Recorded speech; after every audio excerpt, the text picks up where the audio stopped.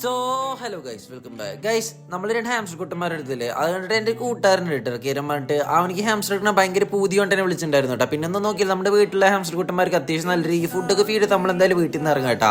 വെറും കൈയോടെ അല്ല കേട്ടോ, നമ്മുടെ വീട്ടിലുണ്ടായിരുന്ന കുറച്ച് മരപ്പൊടി ഒഴിച്ചത് മരപ്പൊടി അതൊക്കെ എടുത്തിട്ടാണ് പോകുന്നത്. എൻ്റെ വീട്ടിൽ നിന്ന് അവൻ്റെ വീട്ടിൽ ഏകദേശം 5 മിനിറ്റ് ട്രാവൽ ഉള്ളൂ കേട്ടോ. അത് കഴിഞ്ഞ് നേരെ അവൻ്റെ വീട്ടിൽ അവൻ എന്നെ കാട്ടി ചെറിയൊരു അക്കൗരത്തിലാട്ടോ സെറ്റാക്കാൻ പോകുന്നത്. പക്ഷേ കുഴപ്പമില്ല കേട്ടോ, അത്യാവശ്യം നല്ല വീതി ഉണ്ട് കേട്ടോ. അവൻ്റെ അക്കൗരത്തിൽ 2 ഫീറ്റ് എൻ്റെ 1.5 ഫീറ്റ് ആണ്. പക്ഷേ എൻ്റെ കുറച്ച് ഹൈറ്റും വീതി ഉണ്ട് കേട്ടോ.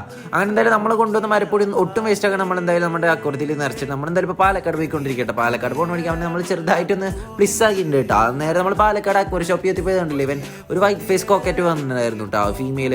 നമുക്ക് അവനെ എടുക്കണമെന്നൊക്കെ ഉണ്ട്, പക്ഷേ ഇപ്പം നമ്മുടെ അതിനുള്ള ബഡ്ജറ്റ് ഇല്ലാത്തതുകൊണ്ട് നമ്മളിപ്പോൾ മണ്ടായിട്ടിരിക്കുക കേട്ടോ. നമ്മുടെ ചാനലിലേക്ക് ആദ്യമായിട്ട് വരെ കൂട്ടുകാർ വേണ്ടത് ഈ വീഡിയോക്ക് ഒരു ലൈക്ക് ഇട്ടിട്ട് നമ്മുടെ ചാനൽ സബ്സ്ക്രൈബ് ആക്കി വെക്കിട്ടാ. അതിനകത്ത് ഒരു ടെസ്റ്റ് എന്താ വെച്ചാൽ ഞാനാട്ടെ ഹാംസ്റ്ററിനെ പിടിക്കുന്നത് ഗ്ലൗസ് കിട്ടിട്ട് നല്ലൊരു കടിയൊക്കെ കിട്ടിയെങ്കിൽ നമ്മൾ എന്തായാലും 2 ഹാംസ്റ്ററും അവൻ്റെ ഡപ്പയിലാക്കി വെച്ചിട്ടുണ്ട് കേട്ടോ. പിന്നെ കുറച്ച് സൺഫ്ലവർ സീഡും പിന്നെ മറ്റേ വാട്ടർ ബോട്ടിലൊക്കെ എടുത്ത് നമ്മളെന്തായാലും പുറത്ത് ഒരു ചിക്കൻ ലെഗ് പീസ് ഒക്കെ കഴിച്ചു കേട്ടോ. അതാ കണ്ടില്ലോ നാച്ചുറൽ ആക്ടിങ് ആട്ടെ, അഭിനയിക്കാൻ പറഞ്ഞാൽ ജീവിക്കുന്ന ടീംസാ.